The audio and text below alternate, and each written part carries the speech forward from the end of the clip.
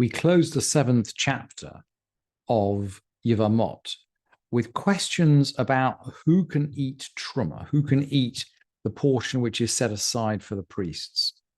And the 8th chapter is going to begin ostensibly on the same topic. So the 8th chapter will begin with questions of who can eat truma.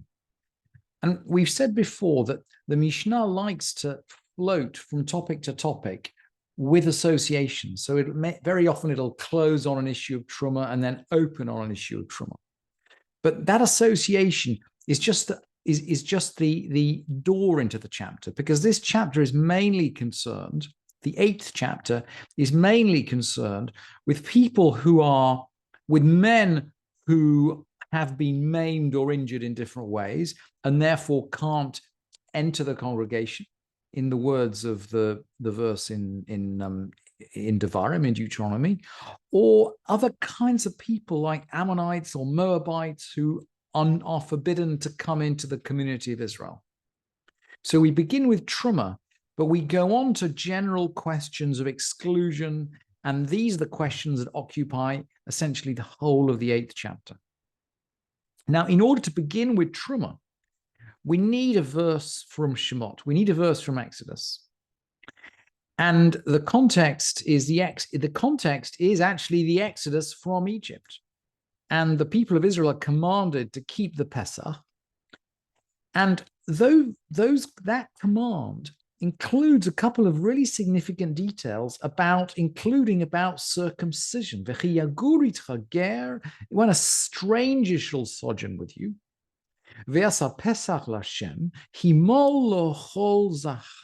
all his males need to be circumcised.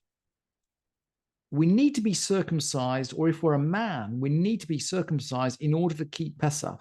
And we read, for example, in the beginning of Joshua, that when the people cross the Jordan into the land of Israel, they keep the first Pesach in the land of Israel, and the men all have to circumcise themselves or be circumcised before they can keep the first Pesach inside the land of Israel. And the verse continues, after he's circumcised, he can come near and keep Passover, and he can just be like a regular citizen. And then the verse concludes, V'chol arel lo yochal bo. No uncircumcised person shall eat of it. There's something about being uncircumcised, if you're a man, that prevents you eating from the Pesach. And the rabbis actually, via drush, make an extension to truma, to eating actually any kind of holy things. And it's that extension that motivates the beginning of the 8th chapter. So the 8th chapter of Yevamot begins. People who are uncircumcised and all impure persons may not eat truma. And of course, you might ask at this point, well, being impure, generally priests eat truma. Of course, any priest can become impure if he comes into contact, let's say, with a dead creepy crawly, or with a dead body. So it's easy for a priest to become impure. Now you might ask, how is it that a priest is not circumcised? And that might be unusual. And it's interesting that commentators point out that the Talmud seems to know about hemophilia, because the Talmud does comment that if someone dies after circumcision, you can circumcise his brother, but subsequently, if the second brother dies, you don't circumcise anybody else in the family. So the Mishnah, the Gemara, actually, this is in the Gemara, I think, the Gemara seems to know about genetically transmitted diseases that cause bleeding. And this, according to the commentators, is the case of the priest. So he is a Kohen, but he hasn't had Brit Milah because he can't for medical reasons. So the halacha is he can't eat truma.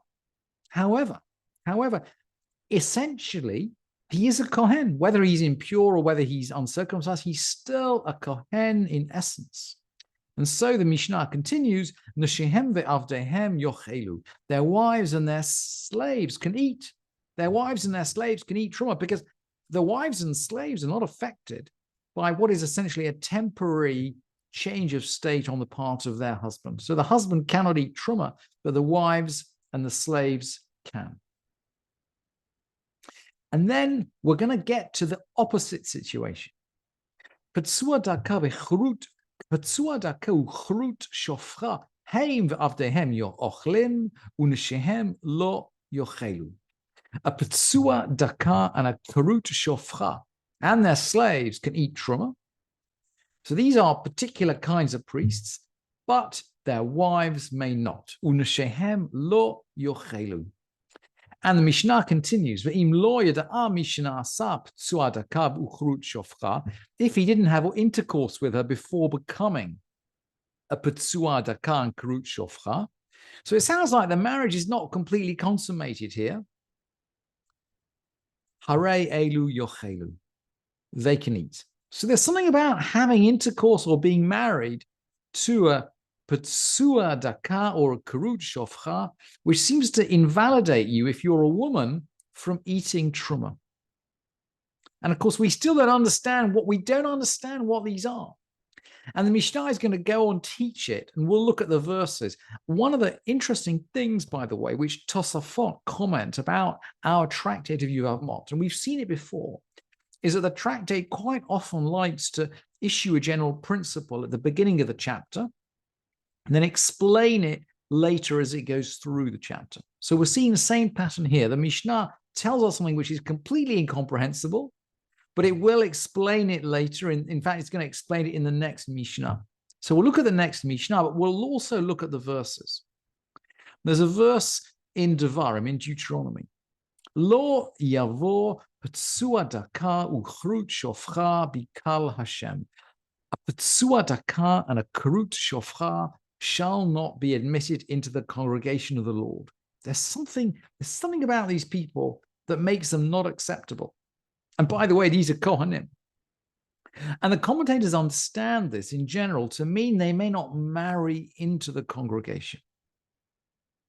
They can't marry a Jewish girl. There's something about them that makes it unacceptable for them to marry a Jewish girl. And now, of course, we can understand why. They can eat truma because they're Kohanim, but their wives can't because they're forbidden to marry a Jewish girl. So their wives effectively have engaged in a forbidden marriage. And you could say, by the way, this is a double standard because they too have engaged in a forbidden marriage. But anyway, the wives are considered, if you like, chalalot. They're considered to be touched by the fact that they're engaged in a forbidden marriage and they can't eat truma. They're chalala zonah, in the words of the Pesukim in Vayikra. So what is a Petzua Daka? So let's look at Rashi. Let's look at Rashi on our verse in Devarim. Petzua Daka. Rashi, Petzua Daka means one whose stones have been bruised or bashed. It's someone whose testes have been bashed or crushed, nidku. So nif petsu, petzua means bruised, and nidku means crushed. So a petzua daka is someone whose testes are kind of crushed or bashed. And then a karut shofcha. A karut shofcha is someone whose penis has a cut in it. So it no longer, if you like, ejects seed forwards forcibly. It no longer ejaculates, but it just sort of dribbles it out slowly.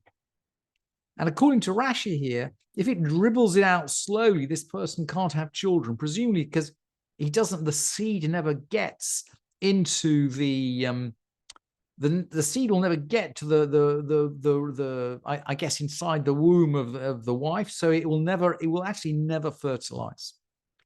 That's the concept in Rashi, and Rashi is actually based on Sifrei Devarim, which is an ancient halachic midrash on Devarim.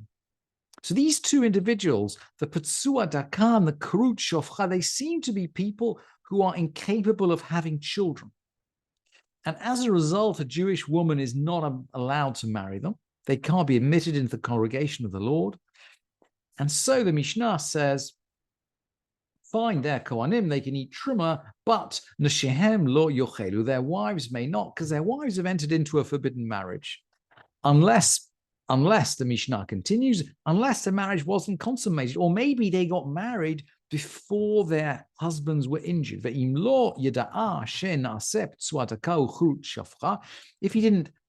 he didn't have intercourse with her before becoming Petsua Daka and Krut Shofcha, then they can eat. The Mishnah will then go and try and explain this a bit more. So the Mishnah, now the second Mishnah in the 8th chapter says, Eiza Petsua Daka, Kol Sheniftz'u Beitzim Shelo Afilu Achat Mehen. Who is a Petsua Daka? Anyone whose testes are, well, I've translated this as wounded, but yeah, whose testes are wounded, even one of them. You have to have 2 whole testes. Uchrut Shofcha, and someone who's a Krut Shofcha, Shenichrat Hagid, someone whose member is cut. Venishtayer ba'atzara afilu kachot kasher. If any of the crown remained, even so much as a thread's width, he's kasher. I don't quite understand how this works. And this whole idea is so frightening that I find it, it's a bit disturbing to look into. But that's the statement of the Mishnah. In other words, if a little bit remains, then he's kasher. I don't understand how this tallies up with Rashi's definition of someone who can't ejaculate properly. But anyway, I brought you Rashi based on Sifrei Devarim, and this is now the Mishnah. But there's always a but. Petsua daka b'chrut shofcha mutarin b'gioret u v'mushuchreret. A petsua daka and a krut shofcha are permitted to marry a convert or a freed slave. So, in other words, they're forbidden to enter the congregation, but it seems the congregation of people who are born Jewish. Ve'einan asrin eila milavo b'kahal. They're only forbidden to enter the congregation in general. And now we're going to quote our verse from Devarim, from Deuteronomy. Shenemar lo yavo ptsua daka uchrut shofcha bikal Hashem. A ptsua daka and a chrut shofcha should not be admitted into the assembly of the Lord.